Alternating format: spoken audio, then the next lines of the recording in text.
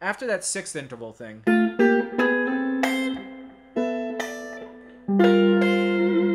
it goes into this chord, which is basically it's basically based off of a D minor 7 chord, but I play it with a, I think Andy plays it like that, which is basically barring all of the 10th fret of, not the E and A string. You're not playing those. You're just playing the 10th fret of the D, G, B, and E string, and then you use your pinky or third finger on the 12th fret of the E string, and then you just pull off. Now what I do, and actually I don't think he plays that G string. Again, I think these are voicings where he's skipping strings, so that after he does this,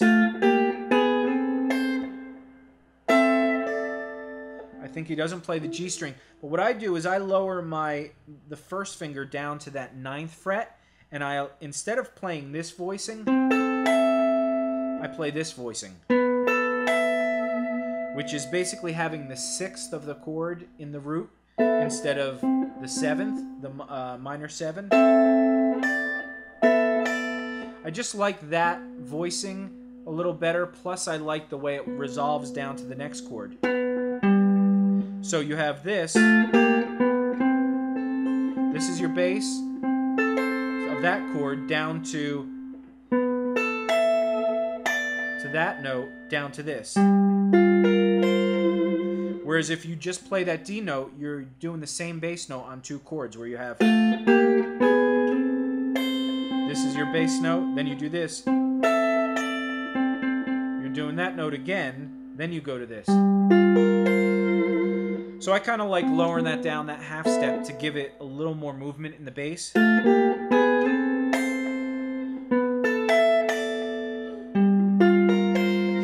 It's just preference, and again, this is where you start learning a thing one way and going off in your own direction and starting to introduce different bass lines and all that kind of stuff.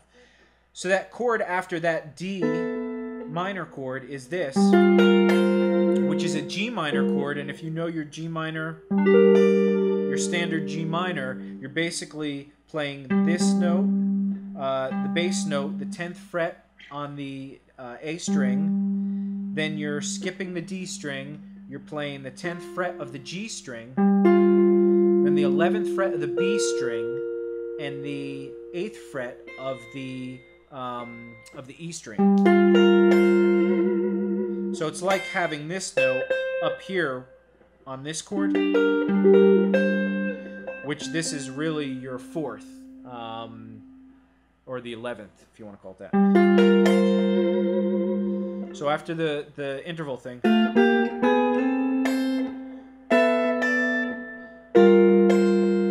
and he's playing again the chord, a melody note, a chord, a melody note.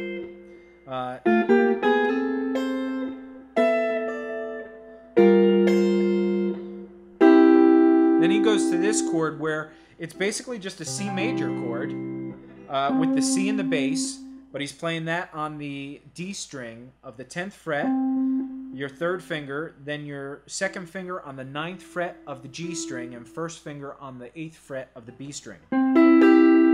But that's just a partial chord of this bar chord.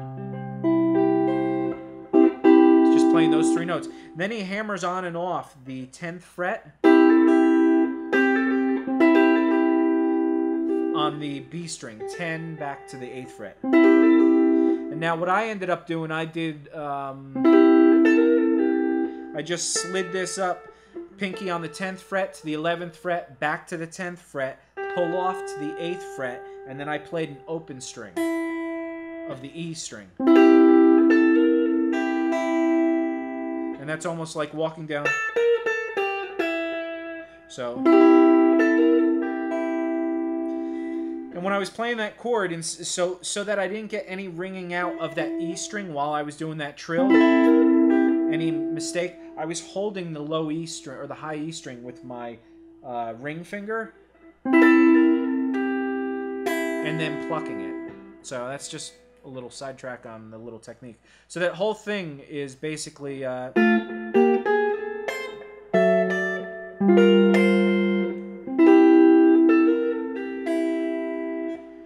Now, what he goes into after this, he basically does an F major chord. A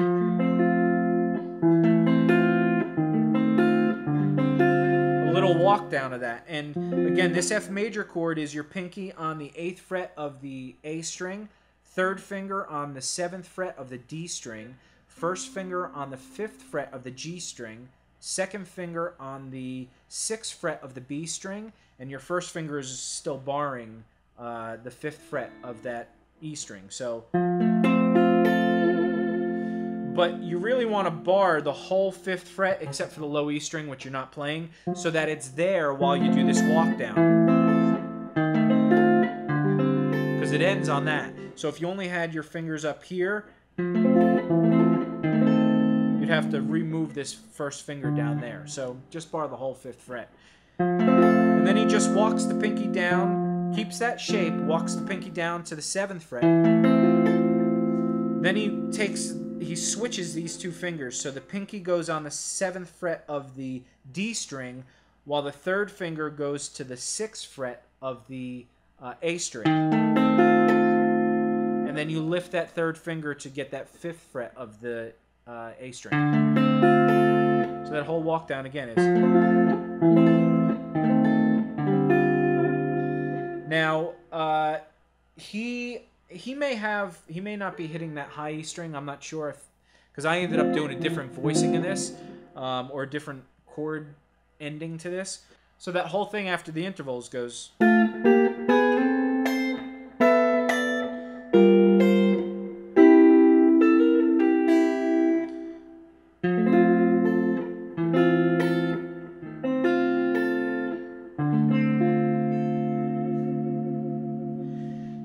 And then, I'll show you what I do after that, but then he slides into an arpeggio.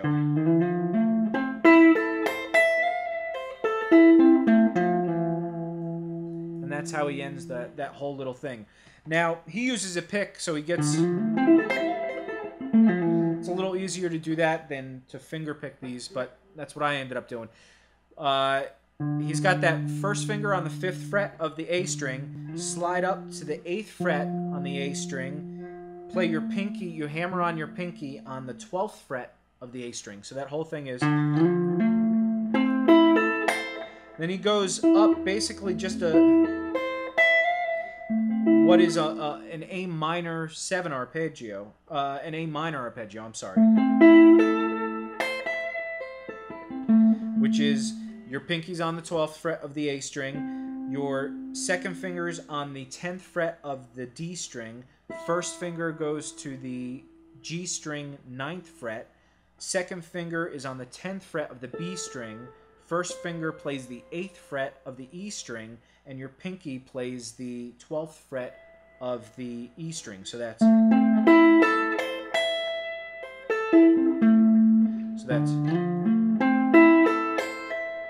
And you hammer that on, the 8th fret to the 12th fret on the E string. And then he does a thing where he actually taps on the 13th fret, which is the F note on the E string. So he goes... Now, I ended up instead, especially with the... When you have a pick, it's a lot easier to sweep and then tap over there. When you're doing this arpeggiation with your fingers... To actually cleanly get back and swipe down the arpeggio, it was a little harder for me. So I just ended up going... grabbing the note by sliding instead of... It gets pretty much the same sound, especially how fast it's going. And he plays it a lot faster than I do. And then it just goes back down that arpeggio. It slides back down to that 12th fret and goes... Walks back down the reverse of that arpeggio. Then it plays the 8th fret on the A string and slides down to the 7th fret of the A string. So that whole arpeggio is... And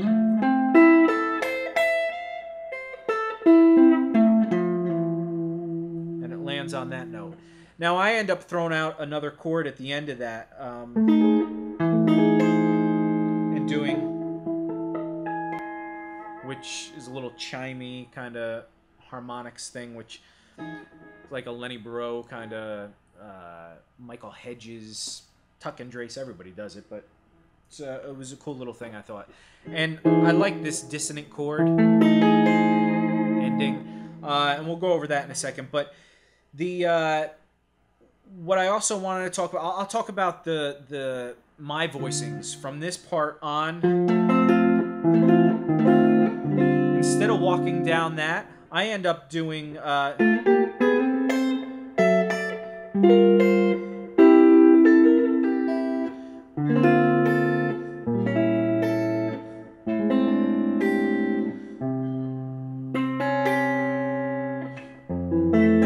resolving on that F major 7 chord. Then I go into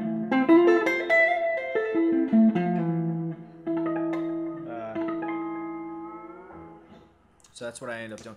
What this chord is, again, you could think of these chords in a million different ways. I'll show you the fingering, then we'll discuss a little bit of theory.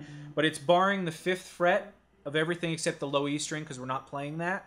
And if you think of a D minor 7 chord, you're just moving this 3rd finger up a half step. We actually introduced this chord in a Guthrie lesson. When I did that first jazzy lick, he ran down.